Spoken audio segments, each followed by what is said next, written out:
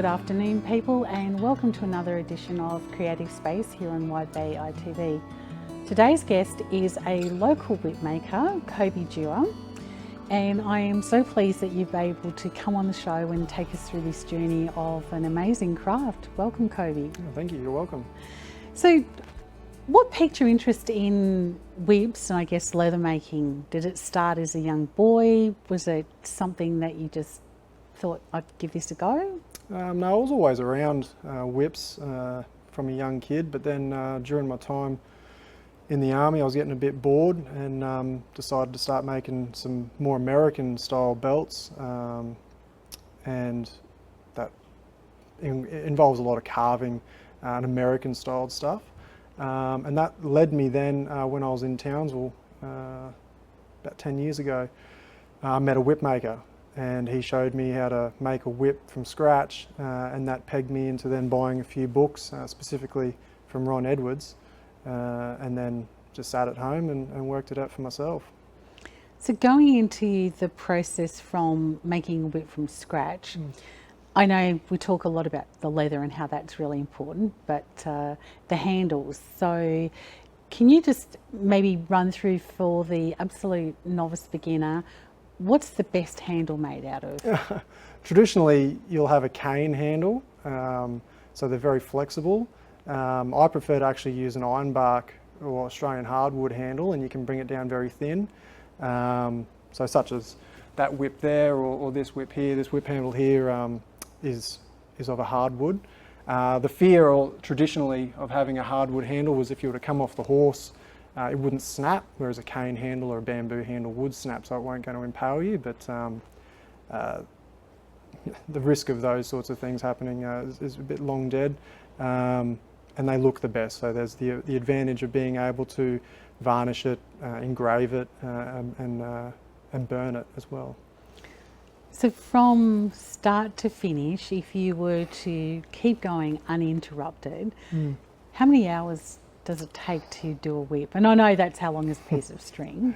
Well, the standard kangaroo hide whip, some people don't understand that it's up to 3 whips in one, as opposed to a red hide whip, which is made out of cowhide.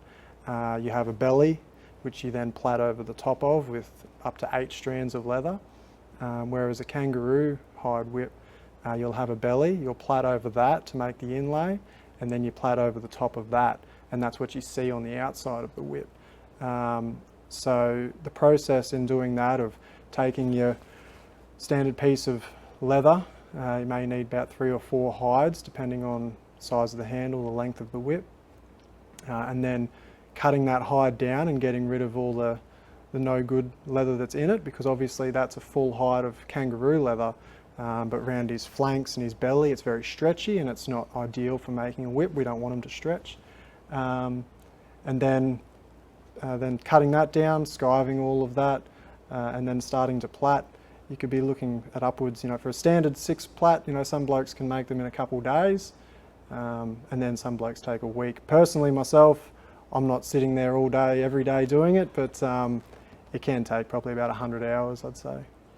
So it's interesting when you're talking about the different leathers, and I know the difference between kangaroo and say, a cowhide. So is there a particular cow that has better leather than, is it a Brahman, is it a Hereford, is it? No, look, you don't really get much choice at the end of the day. Australian leather is always going to be the best option if you are in the market.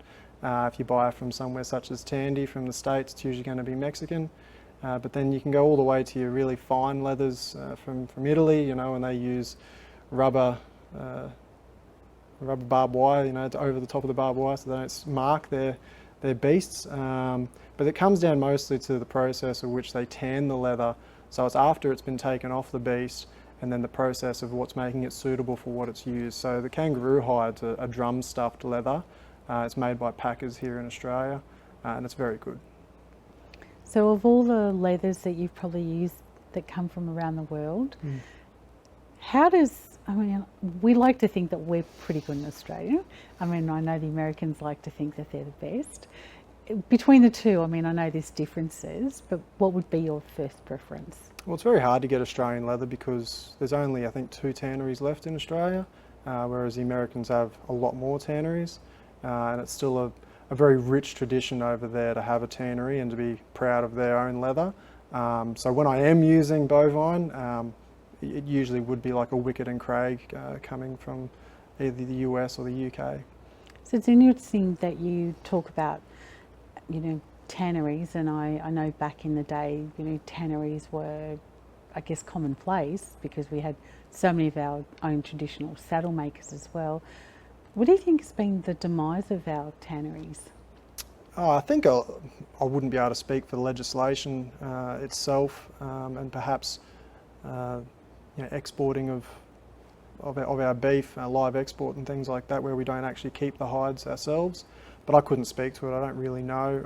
I know that in general, a lot of the old fellas that I come across who are making their own whips, they make them from scratch, and they'll usually go out and kill their own kangaroos and tan their own leather, and they've got from the process right from go to woe. And I think it's one of the very few hobbies that can be that intricate and you can be that involved in the process, where you're responsible right from the beginning, from killing that actual animal, responsible for the hide all the way through to delivering it to the customer.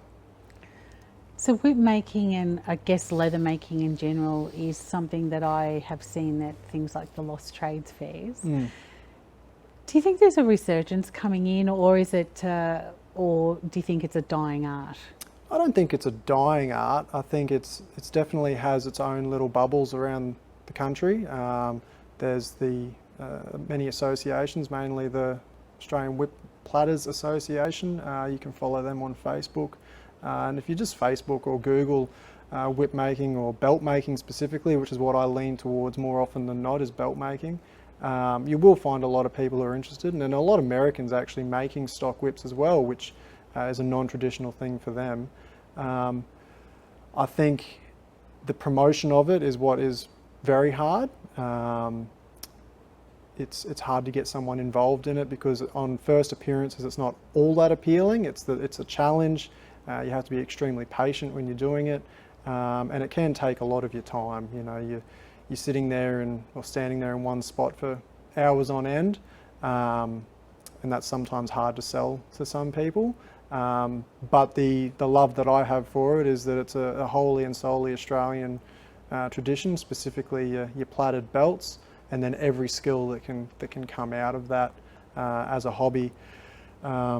As soon as you learn how to make a whip, well then anything that you can think of that is of the variety of a whip you can then make. So dog leads become extremely popular and the like. So I think the promotion of this as a viable hobby for people is what's most important. And buying books such as these, you can teach yourself at home, which is fantastic. You don't specifically need a mentor. It's always good to look online and see what the best people in the world are doing, so you can achieve or look to what you want to achieve at the end of the day. But just having a go, you don't even need to know how to lace. You can buy your lace on the roll from packers by 100-metre lengths and go for gold. So at any skill level you can introduce yourself to it, and using any one of these books, and before you know it you'll become quite obsessed and end up with half a shed full of gear. But that's the nature of the beast, I think. Just looking at the books, I can't help but look at this one. I think this was one of my very first books I ever got into. And it's interesting talking about, the art of leather. I know RM's is probably one of the last places I know of where they actually have a female belt maker. So is it mainly a male-dominated profession? Well, not profession, art. Is it, or is there a lot of females? No, there's definitely a lot of females, and I think you find a more creative flair from females who do this sort of thing, because you get a lot of plaited earrings, necklaces, a lot of bracelets and things like that. So things that I wouldn't particularly think of because I don't want to wear them. But women especially, and obviously the dexterity that women seem to have over men, I think, also lends them a good hand to this skill. Absolutely. So I noticed that you've brought in, just point out there if you could just grab that for me and explain the process of starting a belt and what's involved, and how many strands are there? This has got, well, it's got 9, so 5 of one colour and 4 of the other. but then that makes it an 18 strand because we then fold them in half at the tip, so they're double length there. But this is basically 2/3 of the way through the process of making a belt. It's for quite a large man, as you can see. But we basically start with our leather, the same as we would with a whip. We go along, we find the stretchy parts of the hide down its back, and we cut that away. And then we use a strander. There's many different brands and variations of these stranders. This is a traditional Australian strander where you can set the width of whatever you want to cut with this. Some blokes will very traditionally grow their right fingernail out, and then they run to the depth and hold a knife underneath, and that's how they'll cut their strands. So you'll cut the strands off and the lace off of your hide, however many meters you want to get. Usually take the whole thing down, depending on what width you're going to use for future projects. Obviously you're going to get more than one belt out of a hide. And then we go to stretch it. So I wrap it around an aluminium pole, and I just go for gold, stretching that out, and that actually makes it a little bit thinner again. I wet it down, stretch it again. I usually do that over a couple of days, letting it dry and stretch. And then we go along and we skive it. So this is an example of some that I made last night from an old hide, and it has a square edge on it. So what we'll do is we'll take a blade, clamp it to a bench, and run our blade down the edge, and just taking that square edge off of our lace so that it makes it want to sit flat. Depending on how wide our lace is going to be, some of your high-end belts can be up to 26, 28, 32 strands, and they're only 2 or 3 mil wide. So there's no point in skiving it. Some blokes still do skive it. They're extremely talented. This one here is of a 5 mil variety. So then once we've done that, we're going to cut it to the length. Traditionally, you cut it 3 times each length of lace will be 3 times your waist. And then we start at the end. And then start plaiting, and we plait our way down. Now normally you would get to a certain point for our traditional bushman belt where there's no buckle, where we then turn our lace over, so there'll be about 300 mil of lace that will be facing one way, so that when we pull it through our buckle set, you'll be able to see the good side. This one's actually going to get a buckle on it, so I've just continued to plait without it. And then once we get to the end, we then put our buckle set on. This is an R.M. Williams style set here, so is that. We can see our D rings there, and then there's the traditional set here with your normal rings themselves. This one's had a knife pouch plaited into the belt. We get to the end, then we back plait it in, make a little keeper, and off it goes. So with the belts, what's probably the most popular style of belt that you make? A lot of blokes like to wear a buckle these days, so you will find fellas wanting a buckle. I prefer to go towards a goanna plait. Now you can see that there's an interesting braids and plaits belt there, which is full of hundreds of different varieties of plait. And it's quite endless, and they all have different names. There's just your traditional under and over, which you'd expect, similar to plaiting a girl's hair, but with instead of 3, you got 9 to 12 strands. But the most popular would be a goanna plait. It's very strong. It has a very nice appearance, and it's named such because of the appearance of a goanna's neck. And I like to combine 2 different colours usually. And that just adds another little flair to it, and I like to then name them after snakes because they just give off that appearance. On first appearances, if you were to drop it into the grass in the bush, it would look like there's a king brown or something at your feet. So, okay, yeah, that's interesting. So in the course of making whips and doing leather work, where else, where's the journey taken you? I mean, do you go to things like the Lost Trades Fair? Do you go to, you mentioned this Whip Makers Association. So do they have get-togethers? Yeah, they do. They only just recently had their national championships. I haven't actually been down there for that. I just don't have the time, I'm afraid. But obviously normally every show, rural show, will have a leather category. It's always good to go and have a look at the talent that's on display there, especially things like the Eka and the Toowoomba shows have a very good turnout. There's blokes that'll spend all year getting one item ready for that show, so it's extremely hard competition to enter in. But then, yeah, there are the lost trade shows, which I think men like Bill Webb are very common to see there, and they'll be making belts at those shows. But there's always, if you try and find it, you'll always find somewhere where there's someone working with leather. Even your local saddlery is a good place to start, especially if you're looking for some nice cheap lace and a little bit of advice. Yeah, they'll always be able to point you in the direction of where it's going and where to find the right people in town. So looking at the two whips that you have here, can you just explain, it's probably very hard to see, but there are subtle differences. So you notice this one is a lot thicker in the handle down the bottom, the way that it's shaped. So what's the reasoning for that? So that one, the bottom one here is actually the very first whip I ever made. And so I had a smaller hand back then. And I experimented with that top one. So at the base of the handle, I felt like I wanted to really feel like I was holding onto the whip. At the end of the day, it's absolutely personal preference. And that's the beauty of it, is you get to play with it, and it's like, nah, I want it a bit thicker, I want it a bit thinner, and then you can go from there. So there was no real reasoning behind it. It's just that I wanted to see a nice taper along the handle itself, going from quite a large handle to quite a thin base at the keeper end.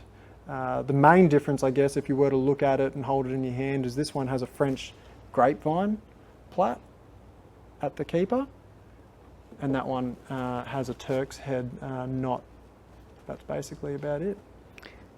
The two differences between the heads that you're using, does it improve, or is it just a different style?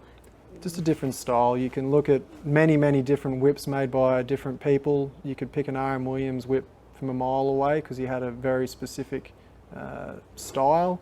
There are some ways that blokes finish or start their whips which you can pick straight away, and then obviously people have either copied or emulate over time.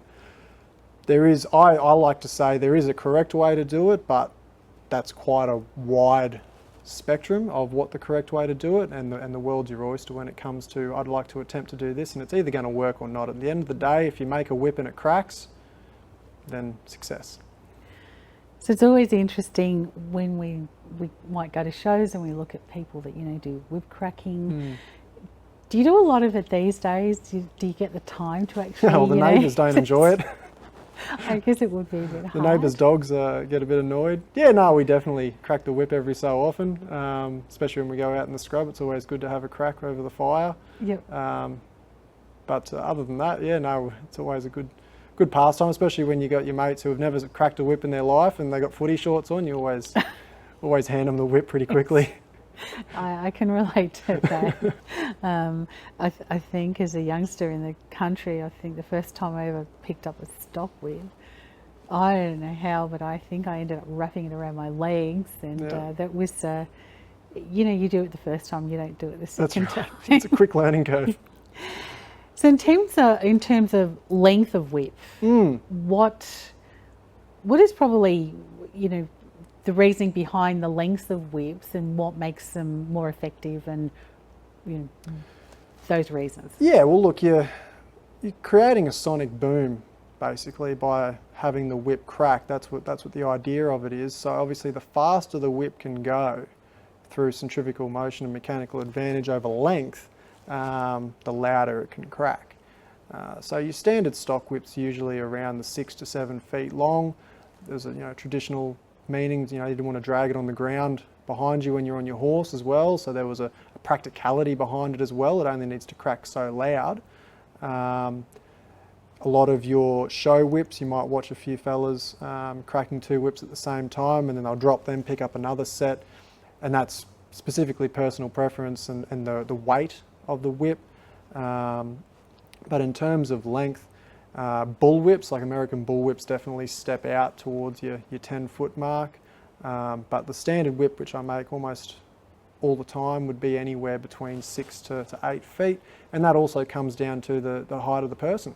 You don't want to have someone who's 5 foot cracking an extremely long whip. You know, it's impractical. I noticed when I was in an industry where whips, you know, we sold a lot of whips, that a lot of kids were getting into it.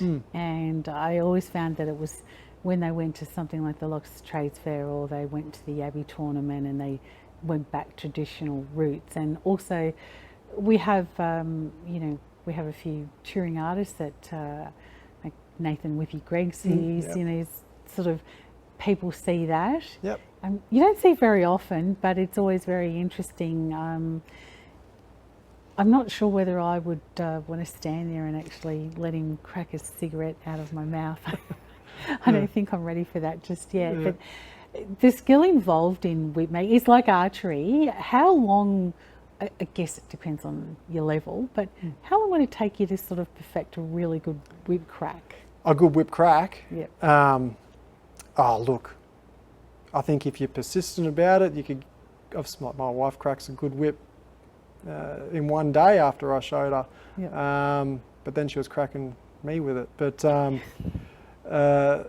look, I think to get to the level of like Whippy does, that's many, many years. I haven't spoken to him personally, but I'm sure he would say he's still got a long way to go before he's getting to the pinnacle. So I think just for your young fella wanting to go buy a stock whip from his local suttery and wanting to learn to crack it, he should be able to pick it up in that weekend. Yep. So. Yeah. What's the difference between Australian stockmen and their stock whips? I know we spoke about how they're made, the Americans. How do the Americans differ in the way they use their whips, and are they do they do more of a social thing as well, or is it just strictly stock? Well, obviously they do a lot of roping. So their style of mustering cattle differs greatly from how Australians do it. And the requirement for us to be able to drove our cattle over a long distance required the use of a whip, which then was brought over by the British on colonisation, all that sort of stuff. And we've developed our own style of whip, being the stock whip, which you could say then has Spanish roots, and it goes all the way back. You know, if you read these books here, you learn a lot about it. But the Americans use bull whips, which differ greatly because they don't have a handle per se. Our stock whips are two parts. You could actually remove the thong, which is the actual, what you would call the whip itself, from the handle. Whereas with a bull whip, they're actually one great big whip, sort of your Indiana Jones style of whip. That's a bull whip, and they use it the way they do. But in terms of the way that ours is integrated into stockman, and that quintessential image of a stockman with his whip over his shoulder, that's where our practicality for the whip came from. So in terms of leather making, how long would you expect a good leather stock whip to last if you look after it? Over 100 years. You know, a good mate of mine showed me a whip that his father made, and this bloke I know is in his 70s now, so this whip would be at least 100 years old, I'd like to be able to say. And it's a gorgeous whip, but if you keep up the maintenance to it, all you got to do is put a little bit of dubbing on it, give it a crack every so often, and keep it away from damp environment, and just treat it like anything else that you'd have in your home that's of leather. They can last forever. The only thing that's disposable on them is the fall and the cracker itself.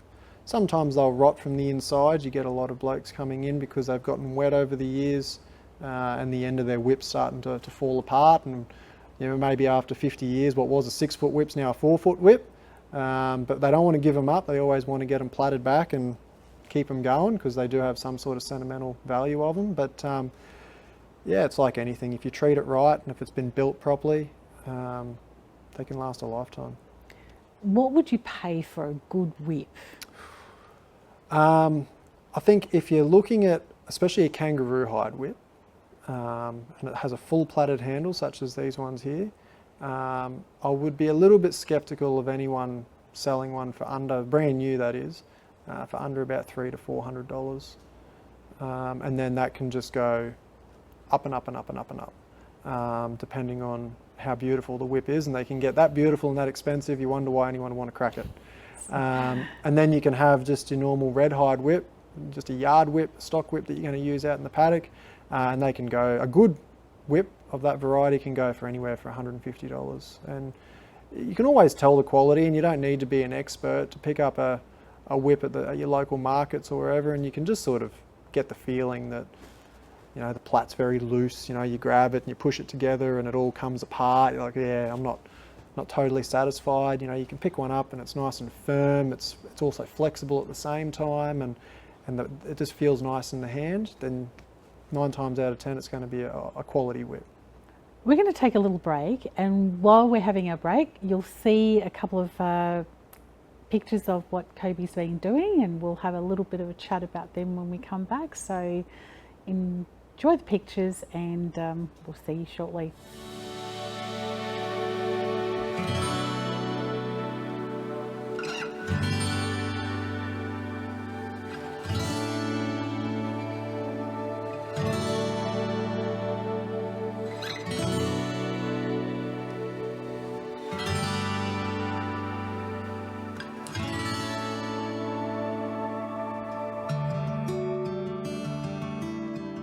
Welcome back, viewers, and I'm chatting with Kobe Dewar, local whip maker, and I've got to say, having a look at some of the images that have been up on screen of what you've been doing, just take us through what they are. Yeah, so a lot of them are of my belts that I've made. We do a bit of a fancy photo shoot on some stock rails, but it just sort of shows the different variants in the plaits. Some of them are very subtle, some of them are quite extreme. I like to marry some of the belts up with their own hat bands, so that's how you can get very creative, where the colours that are available, if you buy them off the roll, some lace, some greens and blues and reds, you can be extremely creative and make your own matching set. So it's interesting when you talk about hat bands, because I know that was probably one of the biggest things that I was always asked for, you know, where can I get hat bands? And we have our own, you know, Akubras, which are Australian made. And I know even though Thomas Cook do a hat, whilst it's not the same as an Akubra, we still have locally made. And we also have the local and interstate milliners that are doing the Akubra style hats. So with the hat bands, is that sort of popular now? Is it sort of taking off? Because I notice, well, I know Akubra had such a demand on their hats that during COVID they couldn't actually get them, they couldn't make them because there was no rabbit fur. And so hat bands, and I know that there were quite a few instances where they couldn't actually put hat bands on their hats, so they refused to sell them as they were. So with hats now, is it men, women, is it kids, or is it a mixed bag? A bit of a mixed bag. You get a lot of interest, like talking about kids. A lot of parents will buy their young fella or young daughter a belt and then a matching hat band, so that's always quite popular. But the beauty of a hat band with Akubras especially is, as opposed to a whip where if you're from the city, you may not be able to crack one, you live in an apartment or your neighbours aren't too respectful of that sort of thing. I think Akubras are very popular no matter where you live in the country, and one of the personalisation things that people like to do is put a hat band on them. So the most of inquiry that you do get, especially when they see a belt, oh, can you make a hat band? So yeah, they are very popular, and you can be a little bit crazier with them because they require less patience, and they're a great thing to learn on, because if you've got your own hat, then you can make as many as you want for very little cost of lace. So yeah, you can really teach yourself some little tricks by making hat bands, because at the end of the day, they're a very, very short belt. No, that's yeah, look, that's fantastic, and as you said, you know, it doesn't take long. Really creative, and I guess you're only limited by your imagination. So is there any plans in the future to, you know, get this rolling as a, I guess, more of a gig, or is it just something you'll sort of stick to as more as a hobby base? No, I always would like to keep it as a hobby business. You know, I have my own main business that I do every day, and finding the time to do this plus that, and then a bit of family time as well, because it's not really a thing you can sit down with someone else. You're very in your own zone when you're doing it. Yeah, it's hard. So I'd like to just keep it as a hobby, because otherwise I think if it became too much for me, I'd lose interest, and you'd become lose that passion, I think, and you'd sort of start to develop that feeling of I just need to get this belt made and get it out the door, as opposed to that little bit more attention to detail. So I want to avoid getting that feeling, and just keep doing what I do, and making what I want to make. And obviously I love it when customers come with an idea and say, I want this, but I also like to showcase, well, maybe you'd like something like this. So it's always good to experiment. Do you ever think you'd get into teaching one day? Is it something you can do? Yeah, well, look, definitely. The local saddlery here go to the arts centre quite often, and they do their own little showcases and little projects. Some of them involve plaiting themselves, little keychains and the like. I think, and there are a lot of saddleries, especially down in Brisbane and Sydney, who have full whip making, belt making courses that you can do. They go over a span of 2 to 3 days. So it's definitely an avenue you can go in. And I really enjoy instruction and teaching. So it's definitely something that I'd be interested in. And if someone's willing to sit there and listen to me talk, then more power to them, because it's a great art, it's a great thing to learn, and I love teaching. So. But there's more information in these books than I could ever keep in my head. And oh, look, you know, I just looking at the books, they are amazing. And as I said, you know, that was the first one I went into, and then I vaguely remember, you know, skimming through those and sort of going into the local saddlery and, you know, sitting down there and in my corner when I was a kid and just going through on pictures. And I remember back in the days when Hoofs and Horns was out, and they always had a section in there of doing something with leather, and I think that's what really piqued it, because it was horses and it was a type of craft. And we don't see that much anymore. You know. Yeah, you find, I think, people who are already in that industry, you know, if they're into camp drafting or show riding and things of that nature, then they have that association already built into them, and usually they're taking care of their own saddles, or they are mucking around with their own belts from the get-go. To get someone who has never had any exposure to it involved in it is always the challenge. And these books, unfortunately, are getting harder and harder to find. But Ron Edwards' books are extremely easy. In saying that, though, through the Ramskull Press, you can just Google them, and every single book of his is available. And he does more than just leather making. He does all manner of stockman or bushman tricks and tips. So he's extremely talented and very good, very well written too. Very easy to read and interpret. Leaves just enough questioning there in the text to make you go fill in the blank.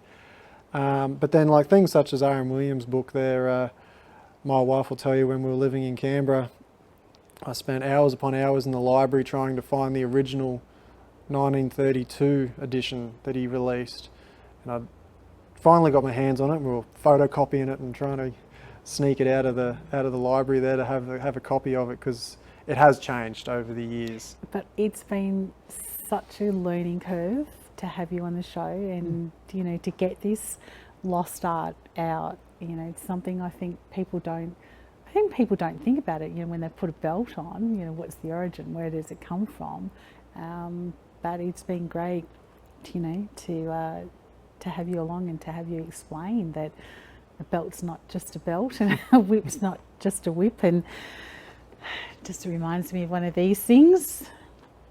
This, viewers, when I was a kid, was known as the naughty stick, because not politically correct these days, but I can remember feeling of this around my legs quite a few times as a youngster. But you know, it just even something as simple as this, the work that goes in that. And I know from a show rider's point of view, I've got some beautiful turnout crops, and I look at the leather work that's done on the handles, and I just think there's no way I probably could have the patience to do it, but it's so well done that, you know, and I've still got these whips, you know, many years later. Yeah. No, it's absolutely amazing. Thank you so much for coming on the show. Thanks for having me. It's been great having you. Next time you're out and about in an ag show or you go to a Lost Trades fair, stop by and have a look at your local whip maker. Have a look at the way that it's made, and just remember that, you know, this is part of our heritage, and it would be great to see it kept alive.